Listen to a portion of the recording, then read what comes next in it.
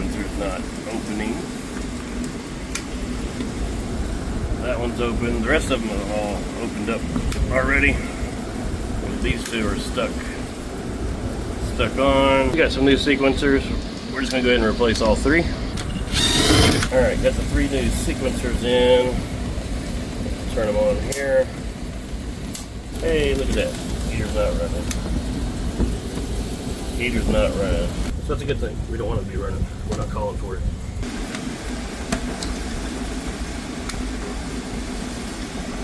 Okay. Click and going. That one's going. That one's going. Alright, they're all working. This is that wire that had the loose connection.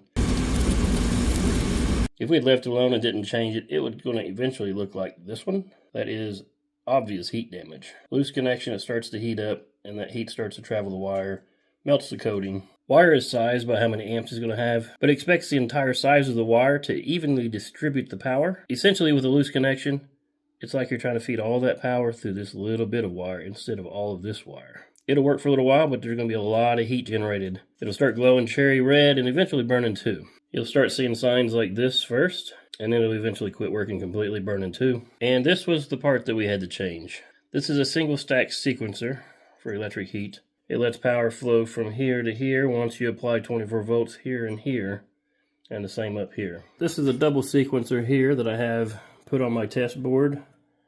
Just a bunch of parts I've taken out of old equipment to try to teach and test with. And this right here is an exploded view of one of these sequencers. We've taken it apart. You apply 24 volts on the two brass terminals, and as you see, they're not connected inside. This little heat cup actually sits down on there. This is a resistive material, so it doesn't create a dead short, but it will start generating heat.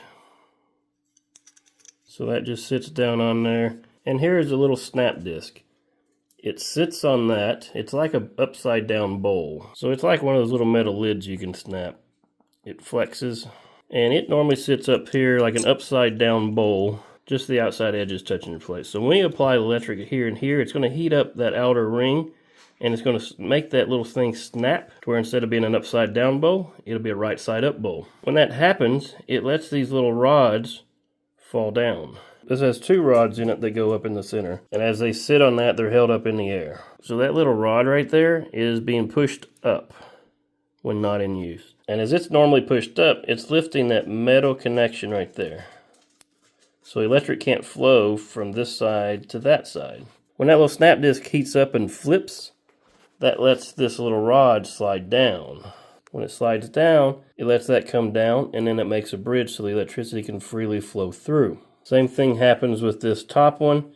It just has a longer rod. So of course, I'm not just going to tell you about it. Let's see one in action. Alright, so I got my ground hooked up there. Got my red over here ready to hook up. We'll apply it on there. And we'll just wait.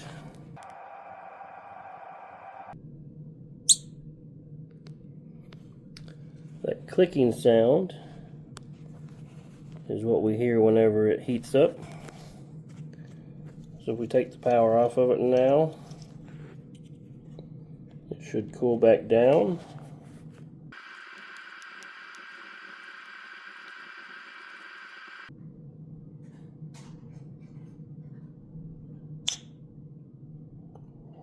And that's all there is to though. That's just a simple little device. It sounds more complicated than it is, but when you break it down to its bare bones, it's not that complicated. Alright, so now I have this double sequencer. I have it wired up to my lights here. As the sequencers let power across, there's 4 lights and there's 4 sequencers. 2 double stacks controlling 2 circuits. So to my lights, I have each side going to neutral, and then my hot side I have fed over here just for a jumper, and then jumpered them all out from the same hot leg of power. I wired my low voltage to my switch so I can kick it on to power it. Now this double sequencer has the bar connecting the 2 low voltage controls, so when you power one, power will go through that bar and control the other. If you don't want that, you can simply cut that bar out and then run different control voltage so they can be powered independently. So let's turn it on and see if it works. We have power on, so we should have voltage there. As we hear it click, we should start seeing lights come on. There's the first one.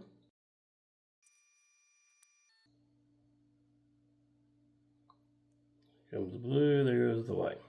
Now, like I said, these are rated in how many seconds it takes for them to sequence on as well as sequence off. So when I turn it back off, they're not immediately going to go off. There's the first one sequenced out. And there's the second one. Hopefully you guys found that entertaining. Hopefully you learned something. Let me know what you thought. And let me know if you want to see more learning about these other components.